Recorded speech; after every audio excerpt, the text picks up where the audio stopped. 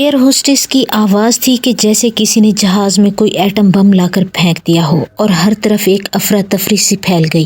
بہت سے مسافر رونے دھونے لگے۔ جو تھوڑا بہت خود کو بہادر سمجھتے تھے ان کے چہروں پر بھی ہوائیاں اڑنے لگی تھی۔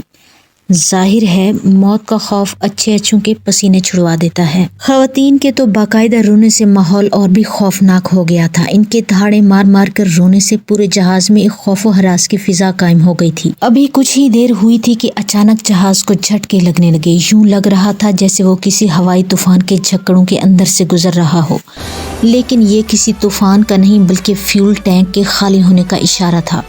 لگتا تھا کہ جہاز اگلی منزل تک بھی نہیں پہنچ پایا تھا، اور اس صورتحال میں اگر ان کا کسی نزدیکی ایئر کنٹرول ٹاور سے رابطہ ہو بھی جاتا ہے تو اب کچھ نہیں ہو سکتا تھا، کیونکہ مزید آگے اڑان بھرنے کے لیے کچھ نہ کچھ تو فیول ان کے پاس لازمی ہونا چاہیے تھا۔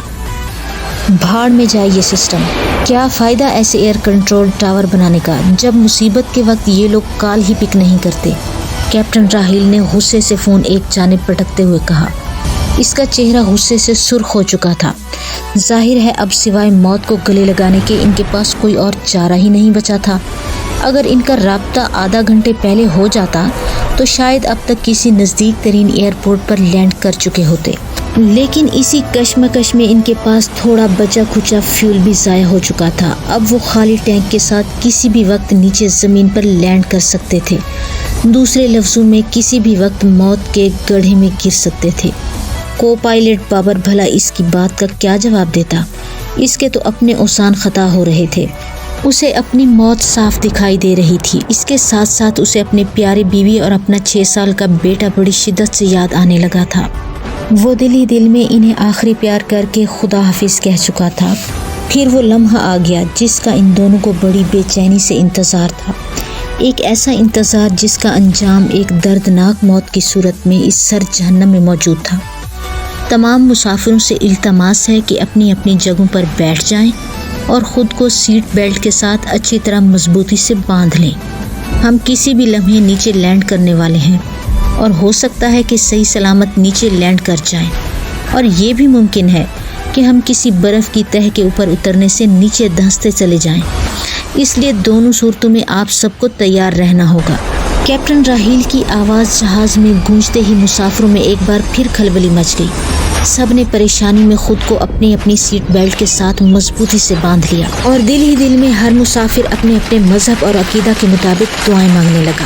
بہت سے مسافر خوف سے تھر تھر کانپ رہے تھے۔ سب کے چہروں پر دہشت کے سائے منڈلانے لگے تھے۔ ان کے چہروں کی طرف دیکھ کر یوں لگتا تھا جیسے کسی نے سرنجوں سے ان کے چہروں کا سارا خون نکال لیا ہو۔ پھر یکدم جہاز کو ایک زوردار جھٹکا لگا اور وہ تیزی سے زمین کی جانب جھکنے لگا۔ مسافروں میں ایک بار پھر چیخ و پکار شروع ہو گئی۔ اگر انہوں نے خود کو سیٹ بیلٹوں کی مدد سے باندھا ہوا نہ ہوتا تو شاید اب تک کافی مسافر ایک دوسرے سے ٹکرا کر ہلاک ہو چکے ہوتے۔ جہاز مسلسل نیچے سے نیچے ہوتا چلا جا رہا تھا، اور پھر اچانک اس کے پہیے نیچے تا حد نگاہ تک پھیلی برف کے پلیٹ فارم پر جا لگے۔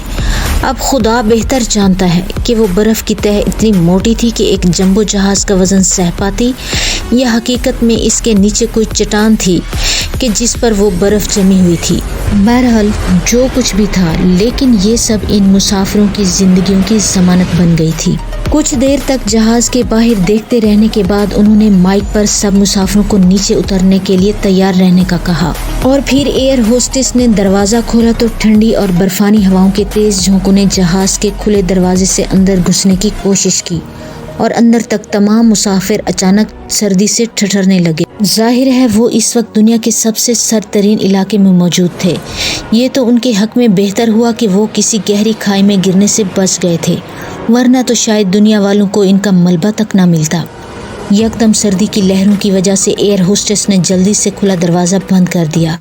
اب ان کے لیے ایک اور پریشانی والی بات بن گئی تھی کہ وہ نیچے اتر کر آخر کریں گے کیا، کیونکہ سردی تو انہیں چند گھنٹوں سے زیادہ نہیں جینے دے گی، اور یہ بھی نہیں ہو سکتا تھا کہ وہ ساری زندگی اسی جہاز میں بیٹھ کر کسی مدد کا انتظار کرتے رہیں۔ अजीब सूरत हाल हो चुकी थी। कैप्टन राहील और बाबर ने आपस में कुछ बातचीत करके यही फैसला किया कि वो नीचे उतरकर कोई पनाहगाह तलाश करने की कोशिश करेंगे। इसके लिए जिस कदर राशन जहाज़ में मौजूद है, इसमें से ज़्यादा अपने साथ ले जाने की कोशिश करेंगे, क्योंकि अभी इन्हें नहीं पता था कि मज़ीद कितने दिन यहाँ रहकर किसी की मदद का इंतज़ार करना पड़ेगा। उन्होंने फ़ोन पर 2-3 बार एयर कंट्रोल टावर से रब्ता करने की कोशिश भी की थी, लेकिन जवाब नदारद था। इसलिए अब उन्होंने मज़ीद कोशिश करने की बजाय नीचे उतरकर हालात का जायज़ा लेने का सोचा था। एक जहन्नम आसमान पर है जहां हर वक्त आग दहकती रहती है, और एक जहन्नम अल्लाह ताला ने ज़मीन पर बना दी है, लेकिन वो सर्द जहन्नम है जहां हर वक्त मौसम -94 डिग्री ही रहता है। और ये टेम्परेचर ऐसा है कि जहां थूक भी फेंके तो वो भी हवा में बर्फ बनकर रुक जाता है। और ऐसे में इस बदकिस्मत तैयारे का हादसा और इसके साथ साथ खवातीन समेत दीगर मुसाफिर हजरात, ये तस्वुर ही जान निकाल देने वाला था। कैप्टन राहील और को पायलट बाबर ने कुछ देर आपस में बातचीत करने के बाद तैयारे से बाहर निकलने के लिए एक प्लानिंग बना ली। जाहिर है अब सारी उम्र तो उन्होंने इस तैयारे के अंदर नहीं रहना था, इसलिए उन्होंने यही सोचा कि बाहर निकलकर आगे बढ़ा जाए।